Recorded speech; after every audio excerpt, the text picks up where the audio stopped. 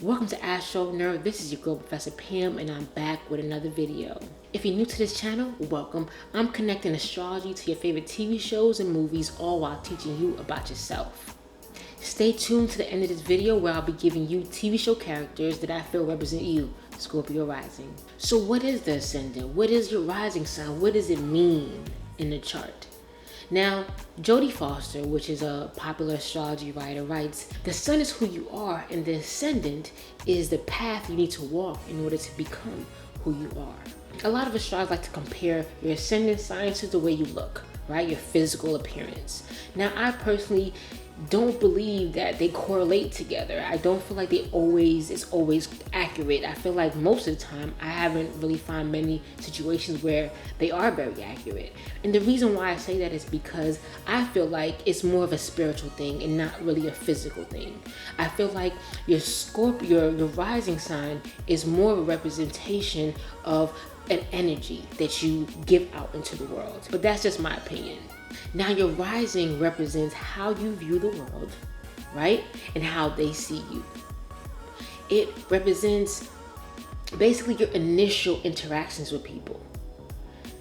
Your ascendant has nothing to do with your ego, your emotions, the way you think, the way you love. It has nothing to do with that at all. It's only about the outer world. It's your outer experiences, about the world around us. It has nothing to do with who you are as a person. It has more to do with how you interact with people and how the people interact with you initially. Now, a good example of how you can see your ascendant sign is if, for example, if you go to a party, whatever the case may be, and you're interacting with people, this is all initial feelings. You don't know them. You don't know anything about them. You just know how you vibe with them. You feel what I'm saying? How you felt when you interact with them. And the ascendant sign is just that, is how you want to be seen, how you want to be viewed. And unless your ascendant sign is compatible or harmoniously aspected to your sun and your moon, a lot of times your representation of yourself is sometimes completely different than who you really are. Now, it's also very important to know for those who don't feel like, for example, any description of ascendant sign alone 100% defines them, is that any planets that are in your first house are also considered as things that will affect your ascendant. For example, I have Jupiter in the first house and Mars in the first house, but I have Aquarius rising, meaning that not only am I Aquarius rising, people can also experience Aries energy from me and Sagittarius vibes from me when they first encounter with me. Why? Because these things are also in my first house. So these planets are also affecting my rising sign, which is Aquarius. And that goes same for you. If you have Scorpio rising, but you also have Moon in the first house or Sun in the first house, now you are a Scorpio rising that has Leo influences or Cancer influences. So the typical definition of Scorpio rising may not 100% pertain to you. So that's very important to understand before we get into this video. Now, with that being said, let's get into Scorpio rising in 7th house Taurus. All right. Now, Scorpio rising folks, I have a couple of Scorpio rising people in my family. Scorpio rising people, to me, a lot of people describe them as having a smoky look or like a serious vibe, but I think Scorpio rising people is something about them. It's just something about Scorpio energy, folks. Scorpio rising people have presence. No matter who they are, when they walk into the room, everybody knows something about them is alluring. Something about them makes you want to look at them, makes you want to talk to them. For those who are interested in this kind of energy or who are attracted to this kind of energy, it's just something about these people that makes people want to gravitate towards them. For some people who are not compatible with energy, it can intimidate people. It can make people feel nervous or scared to be around you. It can make people feel like something about you is powerful. Scorpio rising people are very intense. These are very intense people who are able to experience intense situations, maybe unlike other people. They tend to be kind of connected to the darker side of life, kind of connected to things that most people kind of don't look at or don't want to talk about or don't want to be a part of. A Scorpio rising person may be attracted to things like death or maybe attracted to things like the afterlife, or maybe attracted to, things that have to do with spirituality or deeper aspect or darker or scarier aspects of life that a lot of people may not be interested in. A Scorpio rising is very good at reading people's energies. They're very good at seeing through people. Like if you're lying, a Scorpio fucking knows. You feel what I'm saying? They know. I'm not saying they always right, but a Scorpio knows because they feeling you out. They vibing. They feeling the vibe about you. Now, for example, if a Scorpio rising has a very air or fire sign chart, these folks, or maybe even earth sign in their charts, these people may not be 100% emotional, but the Scorpio rising will force them to experience their emotions. It will force them to experience their emotions. Why? Having Scorpio rising in your chart automatically makes you an emotional person, because Scorpio is that intense. Wherever it's placed in your chart, it takes the fuck over. The Scorpio rising is natural detectives and natural. They're very, they're connected with, other people's energy and able to see through people. They may assume negativity even if negativity is not there. They just know you cheating, or they just know that you talked about them, or they just know this boom, boom, boom. And that's not always the case. Sometimes it can be to a fault that the Scorpio rising is able to experience this, because depending on how the Scorpio rising grew up and depending on the energy they experienced as growing up, parents, family members, they can see the negativity in the world. They can assume the worst of people naturally. Another thing that a Scorpio rising may experience is that not all Scorpio risings want to be intense. And this is something they may have experienced growing up. They may have seen that they attract intense people, intense situations, intense environments. And they personally, because like I said, Scorpio rising sign has nothing to do with your internal aspects. It has nothing to do with your ego, your emotions, the way you think, the way you love, the way you have sex. It has nothing to do with those things. It has more to do with how you are perceived in the world and how the world perceives you. And a Scorpio rising, because it's so intense, doesn't always want to be, intense. And it's hard for them to turn that energy off and to be maybe their sun sign, which may be a Capricorn, which may be a Libra, which may be Virgos. They want to be more calming, and they don't always want to be seen as this intense person or this person that can see through your soul. All Scorpio risings are not always happy to be that person. Sometimes they just want to be a regular person. They just want to experience life regularly. They don't want to hear about all your crazy shit that happened in your life, because Scorpio risings can also attract people who kind of talk to them about like darker aspects of themselves, or they may attract people and the people just may want to open up and tell them about their lives and about their world and what's going on with them at their deepest core, because something about the Scorpio rising makes them feel like, I want to tell you, I want to expose myself to you. And a Scorpio rising ain't always down for that. They're not always in the mood to be intimate with you.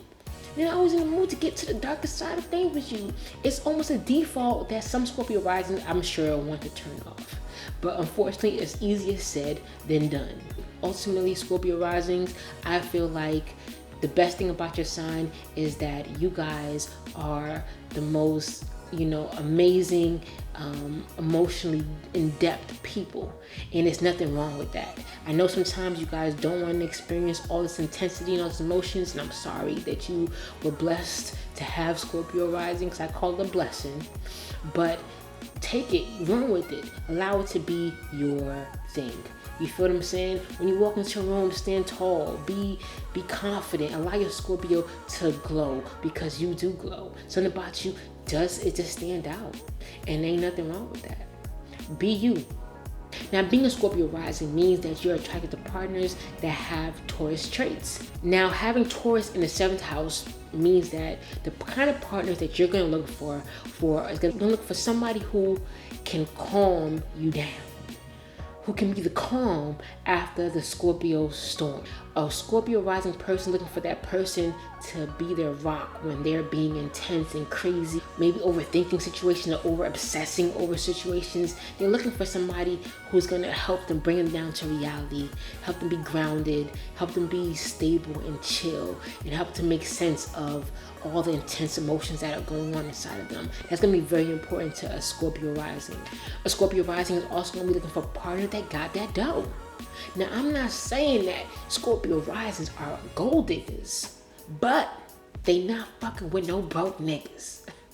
And that's facts. Scorpio rising is going to be looking for a partner that can provide financial security. Now, all Scorpio risings are not going to be looking for partners that are very rich. This is not the case. They're not looking for they're all not looking for millionaires per se, but they're looking for people who can provide financial security to their world.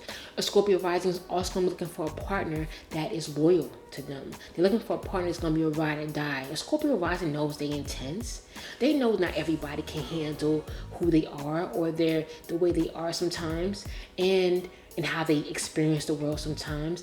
And having that partner that is, there no matter what, through thick and thin, is very attractive to a Scorpio rising. A Scorpio rising person is also going to be looking for a partner who's possessive, who is all about them. A Scorpio rising person, and I say Scorpio rising person because even Scorpio rising doesn't necessarily describe your love life and the way you experience love, but a Scorpio rising may, because you have Scorpio, period, in an important placement, it kind of flavors everything else. So it makes you a naturally possessive person at a Scorpio rising. So you want a partner that's going to possess you too, who wants to be about you, who's all about you. They're not looking, their eyes are not wandering. They just focus on you. A Scorpio rising wants a partner that's going to be possessive over them, that doesn't want to share them, because a Scorpio rising ain't trying to share you.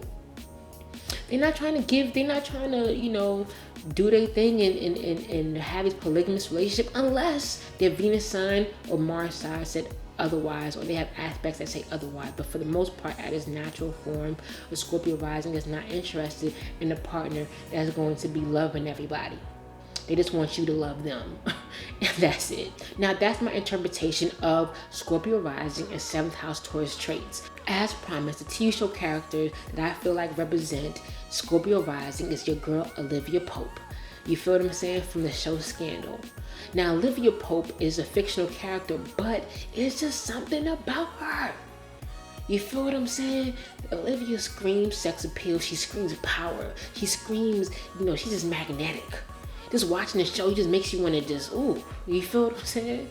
Scorpio, she's her job. I feel like if I had to give her more, I'll say she's a Scorpio sun as well, because Olivia's is intense. She's able to read people without them saying anything.